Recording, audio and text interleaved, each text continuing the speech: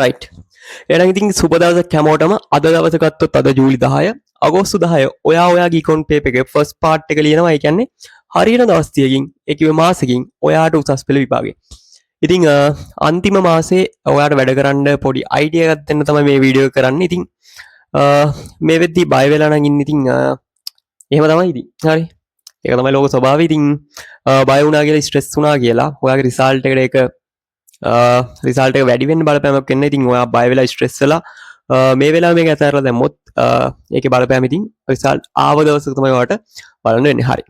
Right. එතකොට subject තුන ගත්තොත් මේ කාලෙත් දැන් ඉකෝන් මුලින් තියෙන ඉකෝන් මුලින් තිබ්බ පළියට ඔයා ඉකෝන් වලට විතරක් බහැලා වැඩ කරොත් අනිත් දෙක ඩවුන් වෙනවා.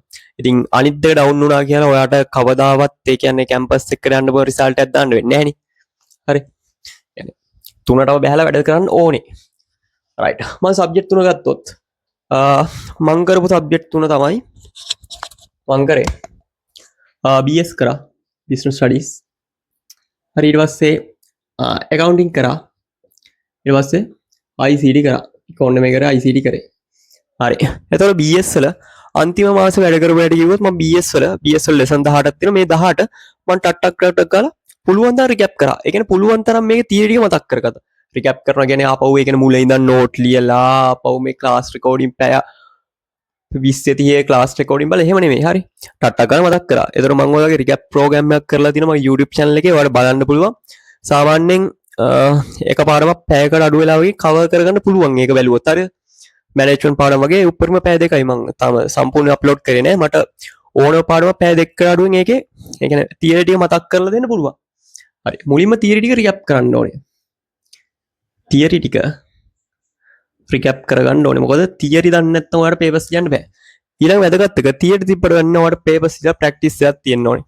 හරි. එතකොට පේපර්ස් ප්‍රැක්ටිස් කරන්න මේ වෙලාවේ ඔයා පටන් ගන්න ඕනේ පාස් පේපර්ස් කරලා නැත්නම් අනිවාර්යෙන් පාස් පේපර්ස් ටික කරන්න ඕනේ. පාස් පේපර්ස් ටික කරන්න ඕනේ. ඒක පාස් පේපර්ස් ගත්තොත් ඔයා අනිවාර්යෙන් කරන්න දැන් මේ සබ්ජෙක්ට් එක පටන් ගත්ත දවස් ඉඳන් මේ තියෙන පාස් පේපර්ස් ටික කරන්න ටයිම් නැහැ. ඔයා පටන් ගන්න 2019 ඉඳන් 2025 වෙනකන් සියලුම පාස් පේපර්ස් ටික කරන්න. 2019 ඉඳන් 2025 වෙනකන් පාස් පේපර්ස් ටික කරන්න. තියරි අමතකයි නේ. ඔයාලට පුළුවන් මේවට විවරණ ලියන්න. ඒතර මම කලින් වීඩියෝ එක පෙන්නුවා කොහොමද මේ මම BS පාස් පේපර්ස් වල විවරණ ලිව්වා කියලා. මේ වෙලාවේ මට පේපර්ස් ටික විවරණ ටික පෙන්වන්න විදියක් නැහැ. මේ එහෙන අස්සක තියෙන ඔය ටික අදින්න කිව්වොත් එපා වෙනවා. ඔයාලට මේ වීඩියෝ එක බලලා පොඩ්ඩක් පුළුවන් කොහොමද මම විවරණ හැදුවේ කියලා බලා ගන්න. එතකොට මේ දවස් ටික මම තියරි ටික ඒ කියන්නේ රිකැප් කරගත්තේ මම හැම පාඩම 18ම මයින්ඩ් මැප් හදලා තිබ්බා. එතකොට මේ මයින්ඩ් මැප් පාවිච්චි කළා මට පැයකට වඩා අඩු කාලේ ඕනම පාඩමක් කවර් කරගන්න පුළුවන්කමක් තිබ්බා. හරිද? හරි. ඔය පාස් පේපර්ස් ටික කරා. ඊට පස්සේ දැන් මේ වෙද්දී අධ්‍යාපන අමාත්‍යාංශයේ පෙරහුරු ප්‍රශ්න පත්‍ර ටික නිකුත් කරලා තියෙනවා. සබ්ජෙක්ට් එකේ හැම එකකම අධ්‍යාපන අමාත්‍යාංශයේ හැම අවුරුද්දම පෙරහුරු ප්‍රශ්න පත්‍ර නිකුත් කරනවා. ඉතින් ඒ ටික කරලා යන්න මොකද නිකන් අර ගිය පාර accounting paper එකේම paper structure එක වෙනස් වෙනවත් එක්ක මේ හොඳ අවබෝධයක් ගන්න පුළුවන් වුණා මේ අධ්‍යාපන අමාත්‍යාංශ නිකුත් කරපු පෙරහුරු ප්‍රශ්න පත්‍රය කරලා ගියප එකේ. හරි. පෙරහුරු ප්‍රශ්න පත්‍රය. এডুকেෂන් ඩිපාර්ට්මන්ට් එකේ පෙරහුරු ප්‍රශ්න පත්‍රය. හරි. ED paper. හරි. එතකොට මේ papers හොයාගන්න විදියක් නැත්තම් මේ මට මැසේජ් එකක් දාන්න මං ගාව තිබ්බා මාගින් ස්කීම් එක මේ අවුරුද්දේ අධ්‍යාපන අමාත්‍යාංශ නිකුත් කරපු paper set එක BS වල accounting වල ICT වලයි. හරි. නැත්නම් අපේ WhatsApp channel එකට join වෙන්න මම ඒකෙත් දාන්න. හරි. නැත්නම් මේ නම්බර් එකට message එකක් දෙන්න 077යි 283යි 60යි 61 කියන නම්බර එකට WhatsApp message එකක් දාලා papers ටික ඉල්ල ගන්න පුළුවන්. හරි.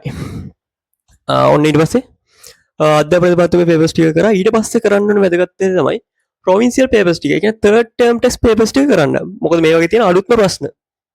හරි. ඒකේ කියන්නේ හැම පළාතම provincial papers කරන්න ඕනේ. සමහර පළාත් තියෙනවා හරිම ගොබ්බයි ප්‍රශ්න. provincial papers. හරි. මම ඔයාලට recommend කරන්නම් පළාත් ටිකක්. හරි. කොහොමද western province set පස්නාහිර හොඳයි. හරි. western province ඊට පස්සේ north western ඒ කියන්නේ වයඹ පළාත හොඳයි. ඊට පස්සේ southern province දකුණ හොඳයි.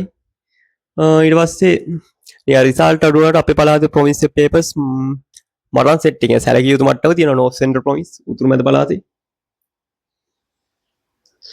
හරි central province. එතකොට මං ගාවත් මේ වගේ කියන්නේ මේ අවුරුද්දේ යම් papers ප්‍රමාණයක් තියෙනවා මේ ඔයාලට ඕන message එකක් දාලා ඉල්ල ගන්න 2026 provincial papers ටික. හරි. ඊගාව කියන්න ඕන වැදගත්ම දේ තමයි ඔයා මේ දවස්වල ફોකස් කරන්න ඕනේ අමාරු පාඩම් වලට නෙමෙයි. අමාරු පාඩම් වලට නෙමෙයි ඔයාලා ලේසි පාඩම් වලට. මොකද අමාරු එකට ફોකස් කරලා ඔයාට අර තියෙන ලකුණු ටික නැති වෙන වැඩක් තමයි මේ ටික වෙන්නේ. හරි. දැන් සමාගම් මෙහෙම බින්දුවෙන් එකට සමාගම් මොකවත් බැරි එකට මේ මාසේ සමාගම් වලට බර දැම්ම කිය සමහර වෙලාවට සමාගම් කොට දාන්න බැරි වෙන්න පුළුවන්.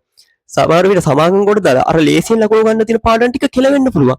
ආන්තික පිරිවැය පොදු කාර්ය ද්‍රව්‍ය පිරිවැය හරි ඊට පස්සේ සමීකරණ ඔය වගේ ගණන් ටික කෙලවෙන්න පුළුවන් අර අමාරු එක අල්ලගෙන මේ බදාගෙන ඒක කොට දාන්න දඟලුවා සමහර විට ඒ අමාරු එකත් කෙලවිලා අර ලේසියෙන් ලකුණු ගන්න තිබ්බ ටික කෙලවෙන්න තිබ්බා ඒ හින්දා අර ඔයාලට අමාරු පාඩම් වෙනුවට ඔයාලට ලේසියෙන් කරගන්න පුළුවන් පාඩම් වලට මේ ටිකේ කාලය යොදවන්න හරි ඒක BS වල වගේ ගත්තොත් මට සාමාන්‍යයෙන් human resource management අමාරුයි ඒ කියන්නේ මානව සම්පත් කළමනාකරන අමාරුයි ඒකේ පාඩම් කරන ගොඩක් තිබ්බනේ ඉතින් මම මානව සම්පත් කළමනාකරන කර ඇතැරලා මම අනිත් පාඩම් ටික පාඩම් කරා.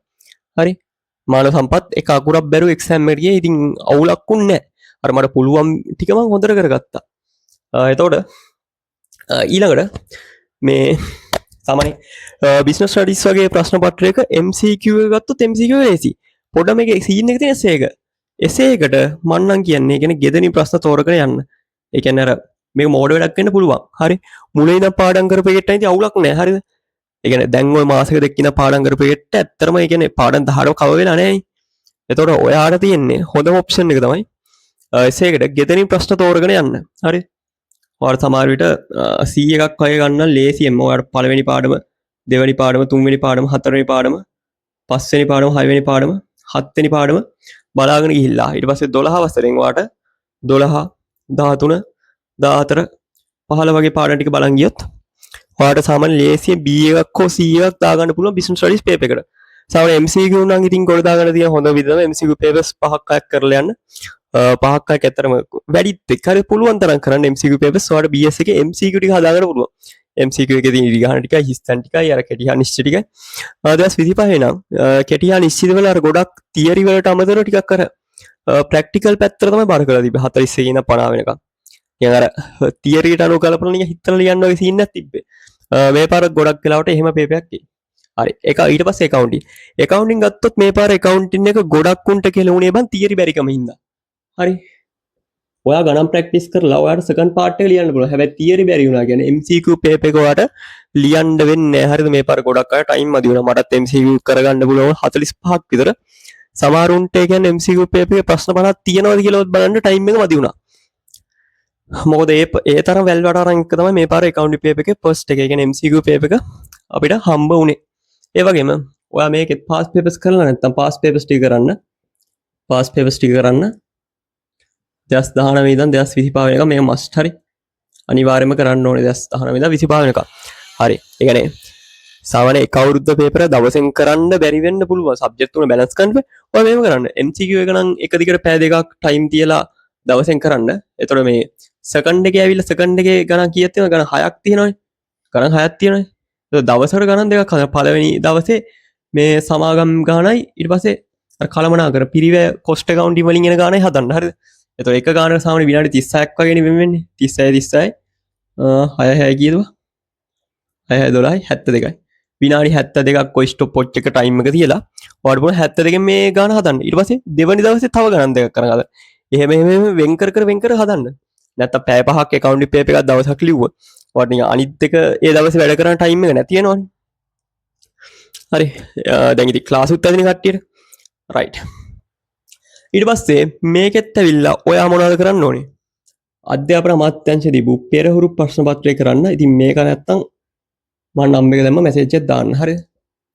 ඊට පස්සේ ප්‍රොවින්සියල් පේපර්ස් ටික මේකෙත් කරන්න. හරි ඔයාලට පුළුවන් තරම් පළාත් ප්‍රමාණයක් කරන්න. අර විශේෂයෙන් මේ කියව පළාත් ටික කරලා යන්න. ප්‍රොවින්සියල් පේපර්ස්. හරි. ඊට පස්සේ ඉතින් essay එකට නම් ඒ කියන්නේ සෙකන්ඩ් පාර්ට් එක වල ප්‍රැක්ටිස් වෙන්න කියලා දෙයක් නැහැ. මොකද ක්ලාස් වල ඕන තරම්. හරි. දෙකේ දාලා ගණන් හදනවනේ. ඊට පස්සේ ICT ඉතින් මෙතන ඉකෝන් කරලාම ඉන්න පුළුවන් මේ මගේ ඉකෝන් කරපු නැති හින්දා මම ඉකෝන් ගැන ලොකුවට කතා කරන්නේ නැහැ. හරි. ඒතර ICT ඇත්තම කිව්වොත් මම ගොඩක් පස්සෙන් හිටියේ. මම ICT වල තියරි කවර් කරගත්තේ පාස් පේපර්ස් කරලා. මම ICT වල 2015 ඉඳන් හරිද? 2015 ඉඳන් 2024 වෙනකම් පාස් පේපර්ස් ටික කරා. හරි. ඔයා 2025 වෙනකම් පාස් පේපර්ස් ටික කරන්න. මම මේ පේපර්ස් වල තියරි කවර් කරගත්තා. ඇවිල්ලා මේ තියරි කවර් කරගත්තේ මෙහෙම. ඒ කියන්නේ විවරණ ලිව්වා. හරි පාස් පේපර්ස් වල විවරණ ලිව්වා පාස් පේපර්ස් වල විවරණ ලිව්වා හරි එතකොට මේ දැන් ඇත්තම කිව්වොත් ඒ කියන්නේ මම ICT ක්ලාස් ගියෙත් නෑ මම ICT කොට දාගත්තේ මම YouTube එකේ එතකොට මම මේ විවරණ ලියද්දි මට හම්බුණා YouTube playlist ටිකක් මේ ඔය දන්නේ නැති හර්ෂණ ඉරුගල් බණ්ඩාර කියලා ඊට1 සර් කෙනෙක් ඉන්නේ ඒ සර්ගේ මේ ICT පාස් පේපර්ස් වල විවරණ තිබ්බ ඉතින් මම ඒ ටික බලලා විවරණ හදාගත්තා මම ගාව මේ විතර ෆයිල් එකක් තියෙනවා සේගේ විවරණ වල එතකොට ඒ විවරණ ටිකෙන් තමයි ඇත්තම කිව්වොත් මම තියරි කවර් කරා ඊට අමතරව YouTube වල තිබ්බ වීඩියෝස් ගොඩක් බලලා ඉතින් සම්පූර්ණ ටෝටලි මම ICT කොට දාගත්තේ මේ ICT කොට දාගත්තේ YouTube එකෙන් එතකොට මට ICT එක කියන්නේ සාමාන්‍ය ICT වල එකක් ආවේ නෑ ඒකට ප්‍රධානම හේතුව තමයි ICT කියන එක කල් ගියා හරිද අපිට මාස එකමාරක් විතර ICT කල් ගියානේ කියපාර ඒතකොට කල් යනවත් එක්ක ඉතින් මේ ICT ඇත්තට මාස එකමාර පොතක්වත් ඇල්ලුවේ නෑ කියන්නේ විභාග දැන් කල් යන එක හොඳයි ඒක නිකන් අනේ අපිට පාඩම් ගන්න පුළුවන් කියලා හිතුවට ඒක එහෙම වෙන්නේ නැහැ හරිද මේ ඒ හින්දා කියන්නේ ඔය තියෙන දවස්වල નિયમિત වෙලාවට එක්සෑම් එක තියලා ඔක ඉවරන එක තමයි ඇත්තටම හොඳම දේ කල්යයි කියලා මේ හිතන්න එපා හරි ඊට පස්සේ ICT වල තියෙන විශේෂම දෙයක් තමයි මේකේ අපිට පළවෙනි පාඩම කොමර්ස් ස්ට්‍රීම් එකේ ළමයට ස්ට්‍රක්චර්ස් එකක් හම්බ වෙනවා ව්‍යුහගත රචනා ප්‍රශ්නයක් හම්බ වෙනවා ස්ට්‍රක්චර්ස් එකක් හරිද එතකොට BS වල ස්ට්‍රක්චර්ස් එක නෑ accounting වල නෑ ඒ වගේ ඉකොනොමික් ස්ට්‍රක්චර්ස් එක ගන්න හැබැයි ICT වල ස්ට්‍රක්චර්ස් එකක් හම්බ වෙනවා ව්‍යුහගත රචනා ප්‍රශ්නයක් හදනවා මේවා ඒ හින්දා මෙතන නිකන් අලුත් එක්ස්පීරියන්ස් එකක් ඉඳලා ඔයා පුළුවන් තරම් ව්‍යුහගත රචනායකට ફોකස් කරලා පේපර්ස් 3-4ක් වැඩිපුර කරලා යන්න මේ ව්‍යුහගත රචනා කියන කොටසේ හරි ඒ වගේම ICT වලත් අධ්‍යාපන දෙපාර්තමේන්තුවේ නිකුත් කරපු පේපර් එක තියෙනවා ඔයාලට පුළුවන් ඒකත් ඩවුන්ලෝඩ් කරලා කරන් යන්න ඒ වගේම ICT වල ප්‍රොවින්සියල් පේපර්ස් නම් ඇත්තම බං සෙට් නෑ හරිද මම දන්නේ මේ මම කරේ නෑ මම එකක් දෙකක් කරා මේ මරණ එක සෙට් නෑ හරිද ICT වල මේ පාස් පේපර්ස් ටික විතරක් කරන ඇති වගේ අදහසක් ඉන්නේ ඔයාලට ටයිම් එක තියෙනවා ප්‍රොවින්සියල් පේපර්ස් ටික try කරන්න පුළුවන් ප්‍රොවින්සියල් පේපර්ස් ටික try කරන්න පුළුවන් හරි ඉතින් අන්තිම කාලෙ වෙද්දී ඉතින් ලොකු ස්ට්‍රෙස් වෙනවා ඒකෙදි සාමාන්‍ය හරිද නවත්තන්න බෑ නිකන් අර කාලෙක ඉඳන් ඒ ලෙවල් කාලේ අවුරුදු දෙකක් විතර ටෝක් කරපු රෂ් එක වගේ මේ සෙට් වෙන්න පුළුවන් ඒවට කියන්නේ කරුම පස්සෙන් එනවා කියලා මේ ඉතින් ඒ වගේ වෙලාවට පොඩ මොලේ කාවිච්ච කරලා රන් කියන තමයි වෙන්නේ ඉතින් ෆස්ට් ටයිම් ඔය වගේ එකට ගියොත් අර නිකන් ඔයාලට තේරෙන්නේ ඒ වගේ දේවල් මැනේජ් කරගන්න ඉතින් පස්සේ අන්තිමට රිසල්ට් එන දවසට පොඩ්ඩක් ඉතින් අර සෑඩ් වර්ෂන් එකේ තමයි ඉන්න වෙන්නේ හරි ඉතින් ඕඩික තමයි කියන්න තියෙන්නේ ඉතින් හොඳට වැඩි කරගන්න